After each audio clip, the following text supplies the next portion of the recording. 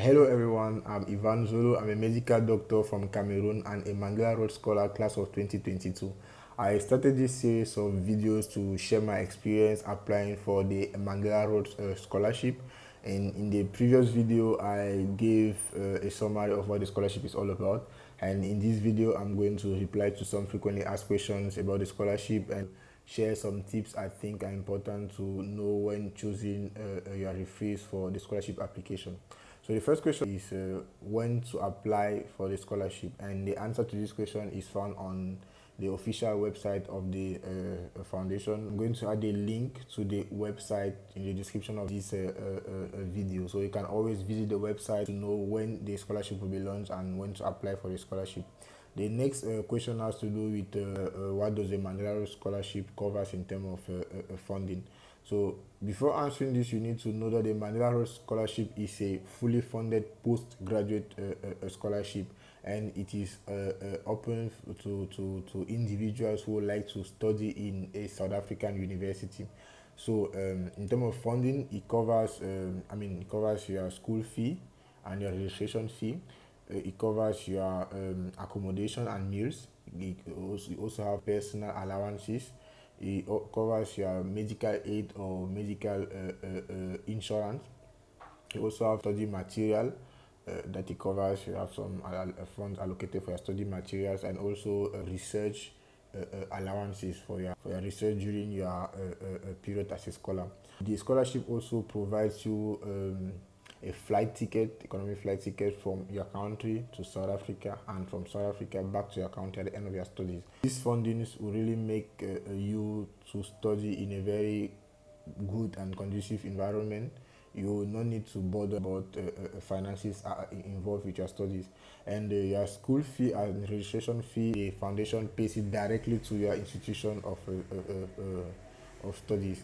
And while your accommodation, your meal, your personal allowances, you get it yourself, and the rest of the allowances you perceive it directly into your bank account.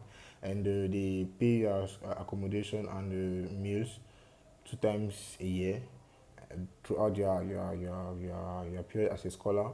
And your research grant and study material, you get it this particular amount of money allocated for that, and you can get it either in the first year of your program as a scholar, or throughout the duration of your scholar period. So that is in terms of finances. The next series of question has to do with the application process. So you need to know here that the application process will involve two categories of individuals: the scholar themselves, and then or the potential scholars and their referees. So that's why it's important for you to really know how to choose your referee, because your referees will carry a very important percentage, if I can put it like that, in the overall selection of the scholar. So choose very good referees, and I'm going to share tips on how to go about it.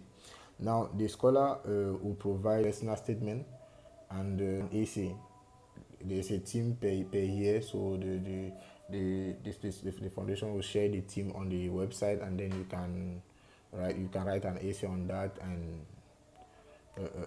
submit as application. You also need to submit a copy of your passport and a headshot. Smile during your headshot, give a very beautiful smile, a natural beautiful smile, and be presentable. The application process is totally online, so you will not need to report to a physical office for the application process. Everything is online, and that is why it's still important, very important, to choose very good referees, a referee that know how to use the internet, how to search in a website, upload documents and everything. So it's really important to know how to choose your referee. So the next series of questions I would like to answer has to do with when to apply to the university. Do you apply before or after applying for the scholarship? You can apply anytime. You can apply before the scholarship, you can apply after the scholarship, but you need to know that you need an admission for you to for you to take the scholarship. For you to take the scholarship, you need an admission.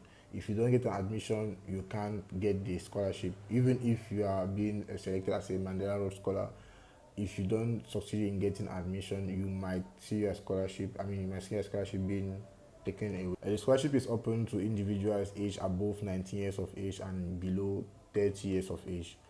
Any individual within this age range and who is of African nationality and of any gender can apply for the scholarship. As I said already, you need to know that you'll be doing your studies in South Africa in person, not online. Yeah, and the scholarship is open for a minimum period of 1 year. Like you can either do a honors or a master's, which is 2 years. The foundation might not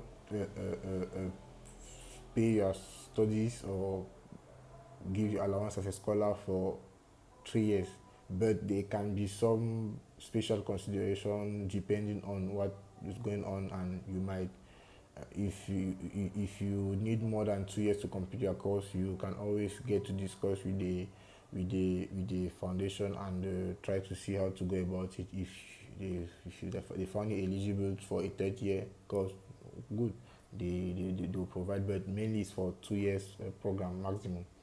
So that is it for the frequently asked question. If you have any other question, you can always type it as a comment, and I'm going to read through and provide you answers as much as I can. Let us speak about the tips you need while choosing your referees for this scholarship application. So you need, before choosing a referee, you first of all need to know that you need 3 referees, and you need to choose your referee early enough and give them enough time for them to write their reference letters, and also for them to get used to the website where they are going to upload their reference letters.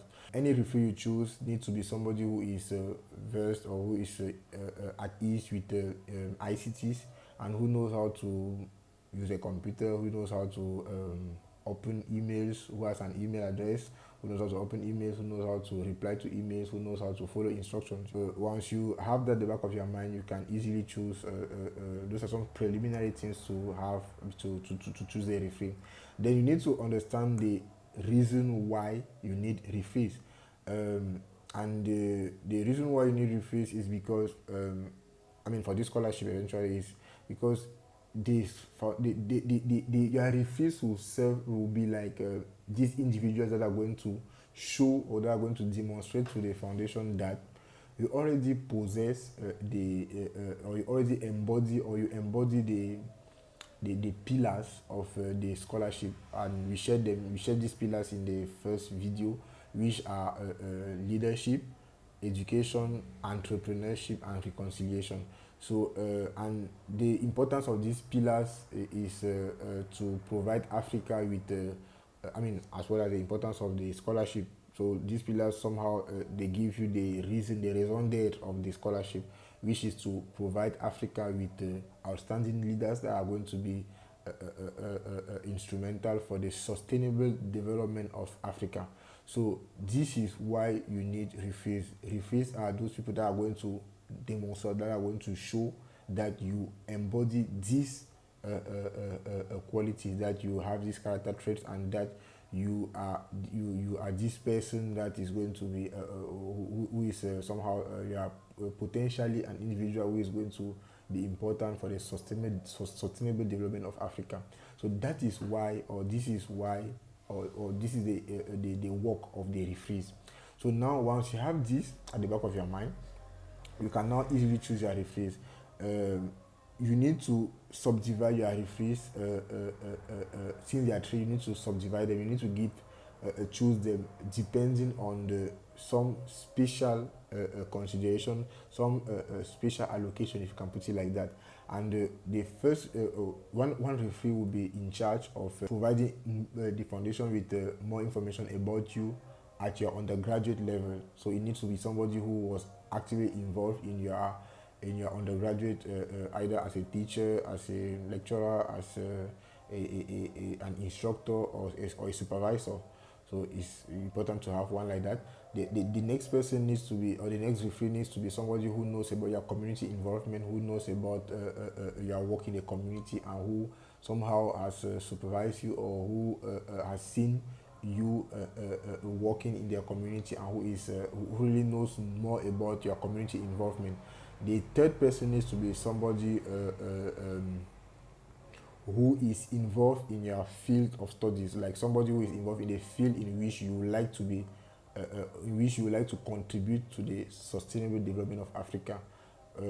Taking an example on me, I chose my referees. I chose my one of my my academic mentor, somebody who has who was there for my in my undergraduate course, somebody who served as my teacher.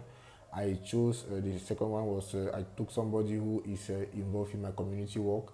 I will not mention the names here, but I chose somebody who is involved in my community work, and I'm involved in neurosurgery, global neurosurgery. Also involved in medical education, providing medical students with knowledge in neurosurgery and the resources needed for their career development in neurosurgery, so research opportunities, funding opportunities. And one of my referee was somebody who knows me in this aspect, and my other referee was my supervisor for my postgraduate studies. Like she's involved in she's involved in global surgery, which is the field of study where I would like to work for my postgraduate. So you see, I once you make this casting like that, trust me, you each and every one of them have a particular objective. Each and every one of them has something to contribute